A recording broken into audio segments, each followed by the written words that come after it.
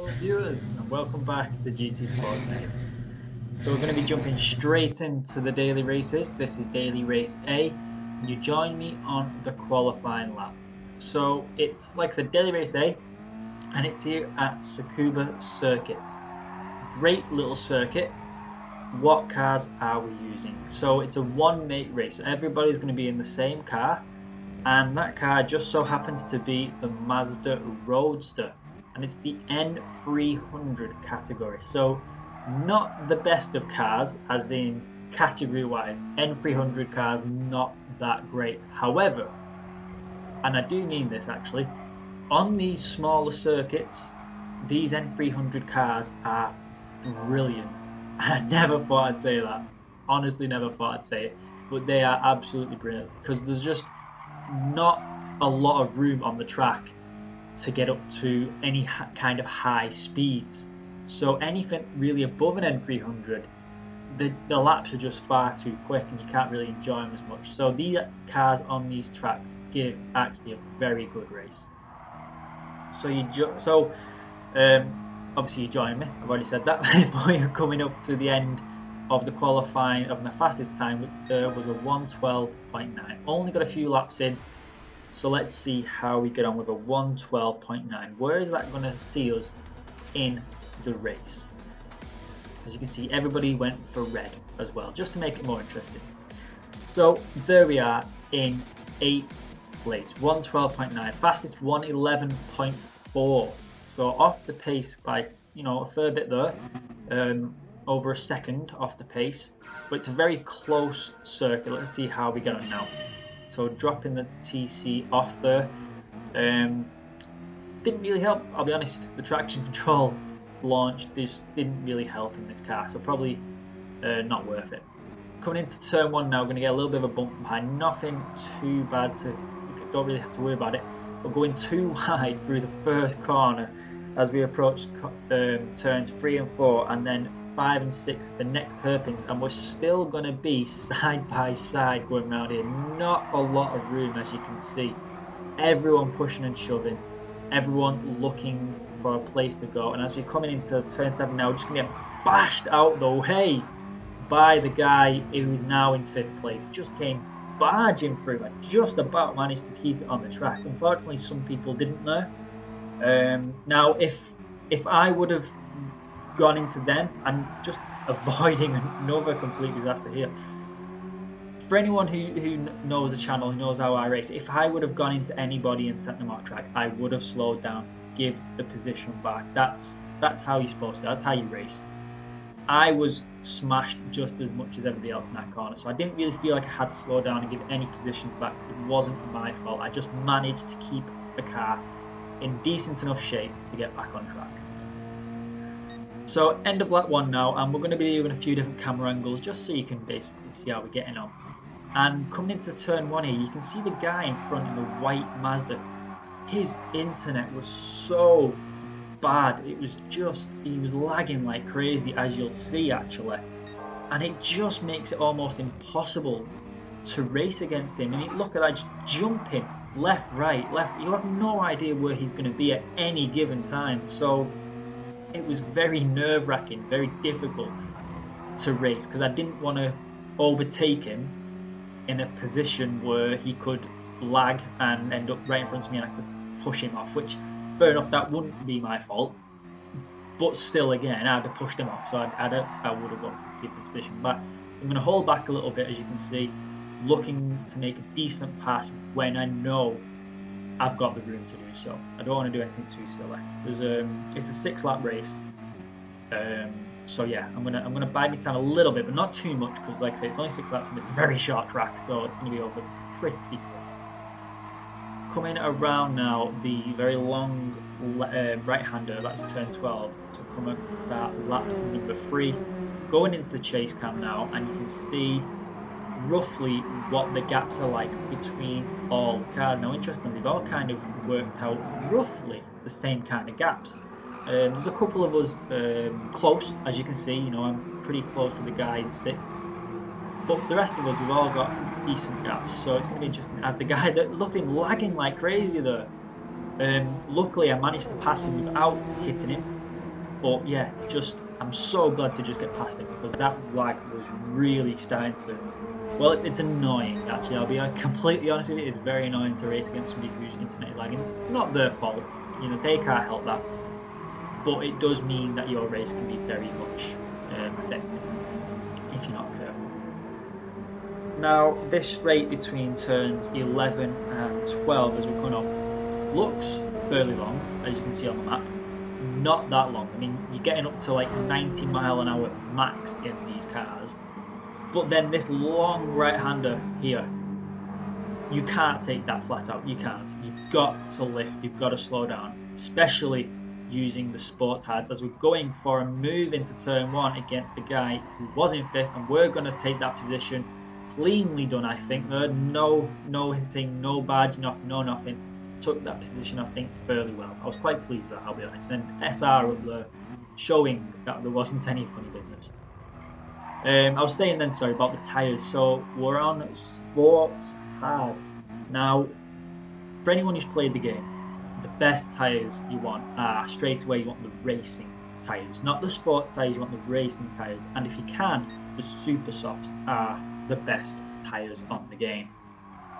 But in the daily races, you know, things are set, so you have to use certain tyres. You have to use sometimes a certain car, much like this. It's a one-make race. The tyres we was allowed were the sports hards. So straight away, you're not in the best category because we're not in the racing tyres, we're in sports tyres. We're already losing traction and grip there. But we're also then on the hard tyres. They haven't even given us the softs. They give the hards, which again, you lose so much grip on the hard tyres. So it really does make racing a little bit more interesting. And again, on these shorter tracks actually, can make it very fun because you can have a little bit of a slide around the corners, but the cars aren't that powerful that you'll completely go sideways and end up spinning out. Or at least there shouldn't be. I don't know, I've seen a few people do it. Okay, going through turns 5 and 6, they're coming up to turn 7. And the guy in 4th, the fellow Brit, McGreevis, I'm going to say. I don't know, I apologise if that isn't pronounced right. If you ever see the video, no, I do apologise, but I'm going to say McGreevis. We're going to see if we can hunt him down a little bit now as we are coming around turns 11 there, the hairpin, and he gets a decent exit there, but so do we. We're on his inside now, and it's going to be a straight line drag race down here. Who's going to buckle it? Let's just say who's going to completely fail going around this corner. Now I'm going to have to brake very hard. I want to keep it tight because it's a very slippy corner, and he too, and I'm just about getting ahead of him here as we start the final lap. So we're up into 4th place. Can we keep it against our fellow Brit there in 5th place? Now it's a very good racer actually, I will admit, as he goes a little bit airborne there. Very interesting.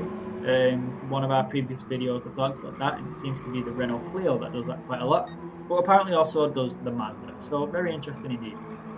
Okay, through turns 5 and 6, tight left hand hairpin that. It looks open more on the map, as you can see, but it's actually quite tight. You have to take that at just the right speed or you will slide out. So the Brit now closing us down a little bit. The slipstream on this track in these cars didn't do too much, but it did do enough. So he is in the slipstream, as you can see. That is going to give him a little bit of a boost, but again, these cars are not the fastest, so he's going to have to try and make a move. I've gone defensive. It's the last lap. I need to basically let him go around the outside, but on so doing, as you can see, they're just getting a little slidey, going over the curl. It's going to give me dirty tyres, and he's going to get the grip on the run out, and I think, are we going to hold him off? No, we're going to lose it, and we're going to come across the line in 5th place. So race number 1, finishing in 5th, just losing out into 4th there against that fellow Brit. Well done him. Started in 8th, finished in 5th, so up 3 positions, and we get a clean race bonus as well, which is always nice. But as you know, on this channel, we're not going to stop there. No, we're going to go again. So again, race number 2, we did a little bit more qualifying than the previous race. And as you can see, we've lowered our time to a 1:11.3, and that is good enough for 2nd place. Now, Speedy Dom, aptly named, did a 1:10. 1:10, very impressive time. So let's see how impressive he actually is during the race, because racing and qualifying, two completely different things. Now, I've gone without the traction control on there for that launch, and as you can see, I actually think I did a better launch by myself, not using the traction control, which is what a lot of people do, just using the grip that I could muster from the tyres, and I actually think I did a better job. So maybe something to think about if we have to do this race again. Okay, so yeah, again, nothing's changed, same car, same tyres. However, there is one thing that has changed. In the first race, I was running with the brake balance set to -2, so it was 2 to the front, I believe it was. This race, I shifted it. I did a 2+, it was 2 to the rear, which means the braking is more towards it. And as you can see, getting a little bit slidey there in turn 10 and turn 11. Not great. Still learning a little bit about these brakes. They're locking up a little bit more. I've got to learn to control that. As you saw, it went very sideways. And the guy in third now, Casper, he's on the inside.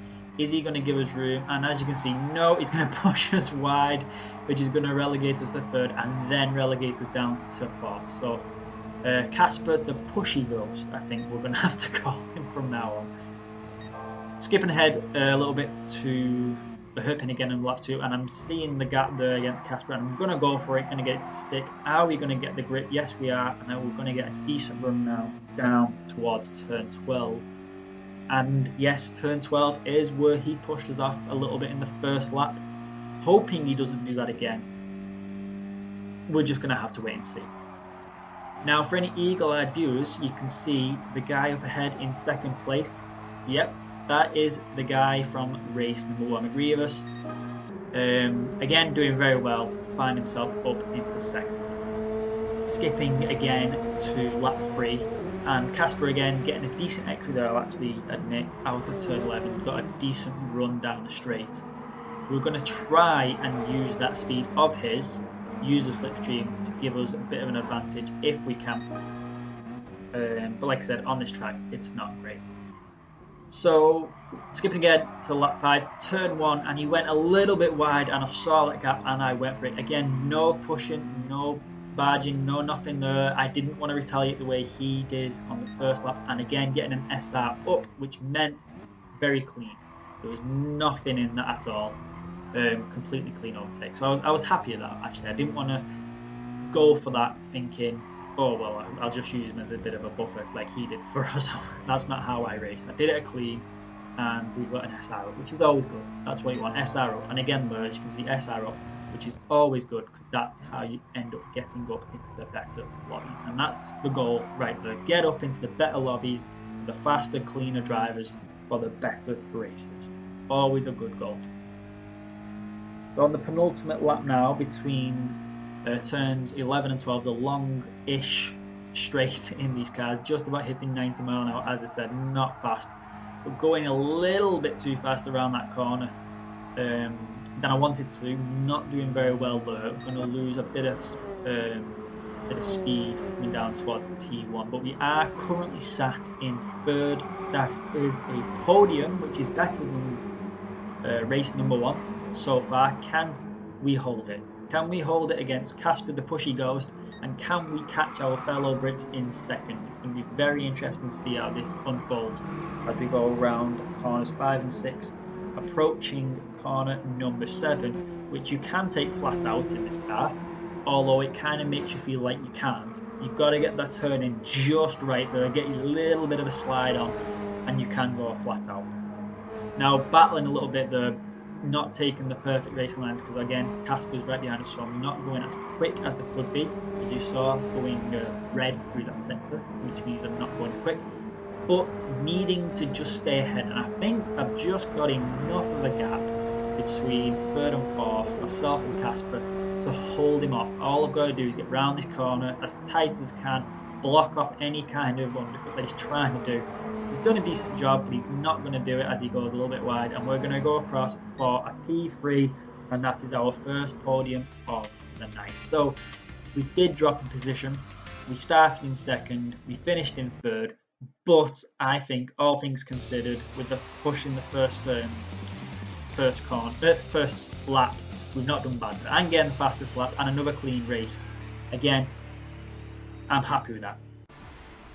But as again, we're not going to stop there. No, we're going to go one more time. Can we get that P1? And as you can see, flashing the lights on pole, there we go, that's myself. We've managed to do it, we're on pole position. Can we get to the end of the race in first place? Let's find out, shall we? As we're about to start race number 3. Again, going without the traction control on. And again, I think that's a much better launch, I'll be honest with you. But instantly I'm going to pull to the right hand side because the first corner comes up very quick and it's a right-hander, so we're going to have to go defensive very quickly against the guy behind us who goes a little bit wide, which is great for us because we got a decent run there through turn 1, and already the gap is starting to open up just a little bit as we drop down now to turns 5 and 6, the left-hander. Just trying to keep this nice and tidy, not do anything too silly. 6 laps to go, don't want to get a penalty, don't want to get any kind of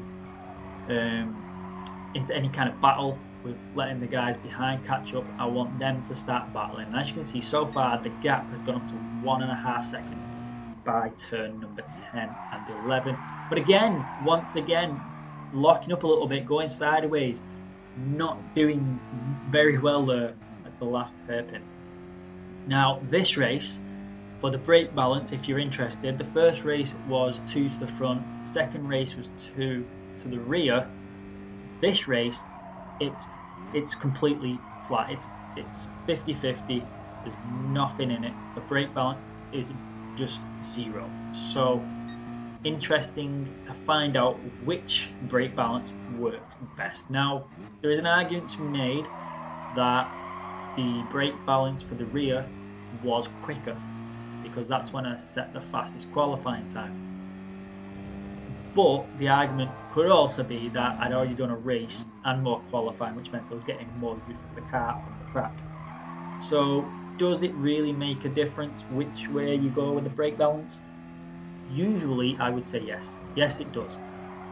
Lots of cars on lots of tracks, there's a certain brake balance that you want to use, maybe more to the front, maybe more to the rear.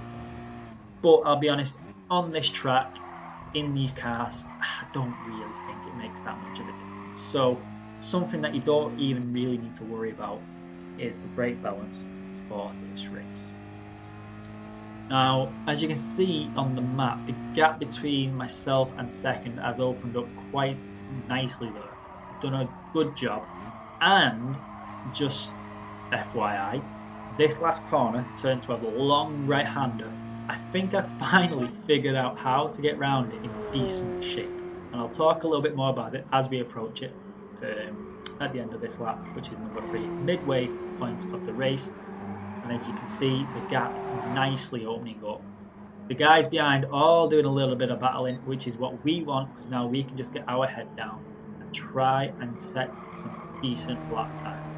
Just about avoiding a corner, which weirdly ends up in the middle of the track, not sure why. But that's not for us to worry about at this point. As long as we don't hit it, because sometimes hitting them cones can make you spin. I don't know why. Very strange. Yeah, it can. Okay, coming up to turn 10 and 11 now, which is the right-hander hairpin. Tricky one, really. So look at it on the map. You're actually going out a little bit to turn 10, and then you're turning right for the hairpin. So you're going out to turn back in, so you can actually unsettle your car like that. Here we go, turn 12. Now I said I think I figured this out. So the clue is to come off the power completely, as you can hear, and then put the power back on, drop a gear. So you're going in 4th, off the power completely, coasting around, drop into 3rd, floor it, and it just grips then. And as you can see, the time, the gap, between myself and second, it was up to over 5 seconds now. So I'm definitely doing something right, definitely getting used to this car on this track. And I actually remember a daily race from a while back was on this track, actually, this exact track, and I think it was N300s again, but it was in the Subaru Impreza, and again, superb choice of car for this track. So I'm actually thinking that this track is ideal for these lower rated cars. And if you can just hook the corners up really nicely, as you can see now, gapped up to just over 5 seconds, 5.3 seconds actually. If you can hook them corners up, it just feels so nice, the track. So nice. So here we go. 4th gear, as you can see, just coming off, completely easing off, dropping to 3rd and putting my foot back down. Not doing a great job on this lap, I'll be completely honest. That one got away from me a little bit, but that is probably still the best way to do it. Just come off, turn in, drop a gear, and then just let the torque take over. Not that there's much torque in these cars, I'll be honest. There's not at all. But it's still a fun little car on a great little track. So please, even if you don't do it in a daily race, even if it's just a game that you decided to pick up because it's a racing game and you like it, please give this race a go. It's so much fun. And it's actually quite a technical little track. It doesn't look very big, and it's not very big. In fact, it's only like 1.2 mile long, which is like 2 kilometers.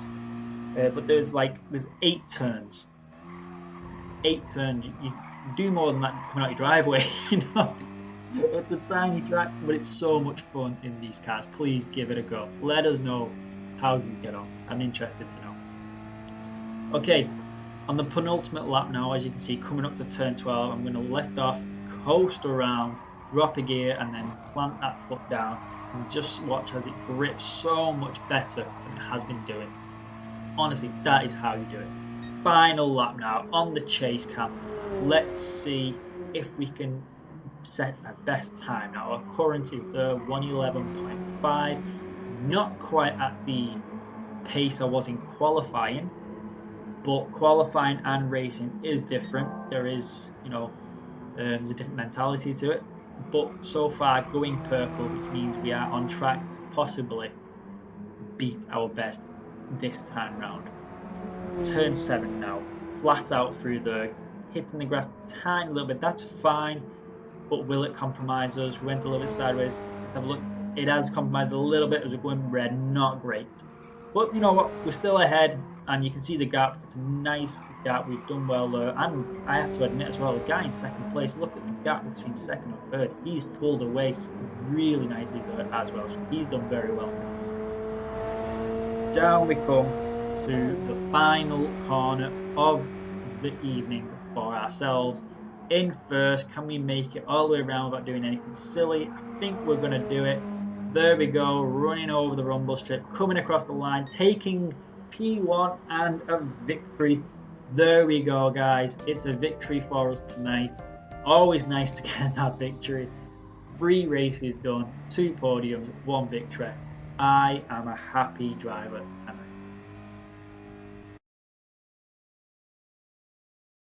There we go.